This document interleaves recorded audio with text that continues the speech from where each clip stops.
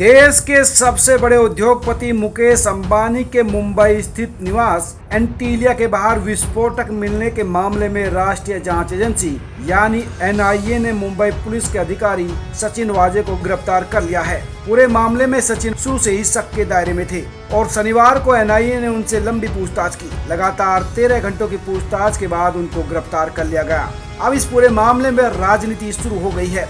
शिवसेना के प्रवक्ता और राज्यसभा सांसद संजय राउत ने कहा कि यह केस मुंबई पुलिस के पास था और जिस तरह से केंद्रीय जांच एजेंसी कर रही है वो ठीक नहीं है।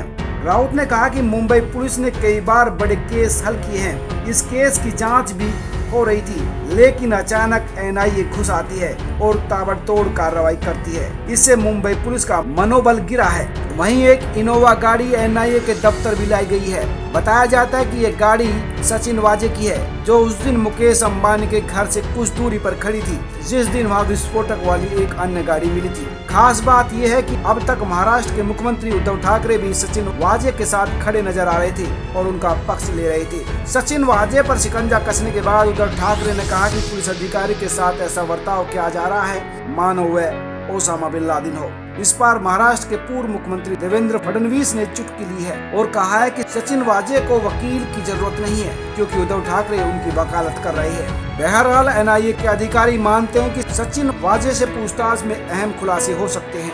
दोस्तों, ये आपको पता ही होगा कि मुकेश अंबानी के दक्षिण मुंबई स्थित आवास के पास 25 फरवरी को विस्फोटक और धमकी भरे पत्र के साथ स्कॉर्पियो एसयूवी कार मिली थी। यह स्कॉर्पियो एसयूवी मनसुख हरेन की थी, जिसे कुछ दिन पहले चोरी कर लिया गया था। मामला सचिन वाजे की अगुवाई वाली टीम को सौंपा गया।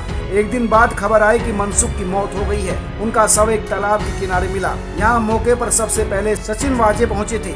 इससे शक उठा। धीरे धीरे परतें खुली तो सचिन वाजे पर शिकंजा कसता गया।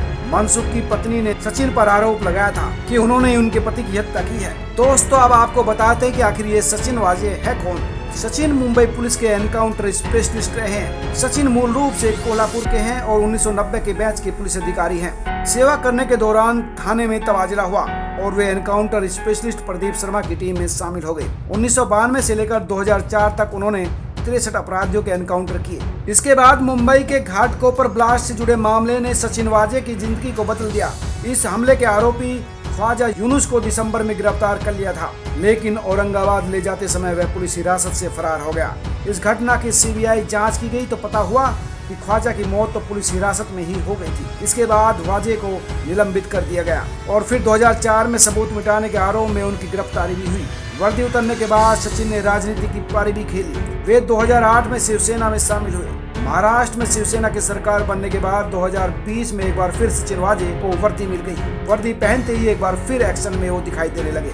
अर्नब गोस्वामी से जुड़े बहुचर्चित मामले में भी वो काफी चर्चा में रही, लेकिन मनसुख की मौत के मामले में नाम सामने आने के बाद एक बार फिर बदनाम हो गए। देखना होगा कि आगे इस केस में किस तरह से सच्चाई सामने आती है। आप जुड़े रहिए हमारे साथ, हम लगातार अपडेट देते रहेंगे। सब्सक्राइब करें, लाइक करें और अपने दोस्तों के साथ शेयर भी करें।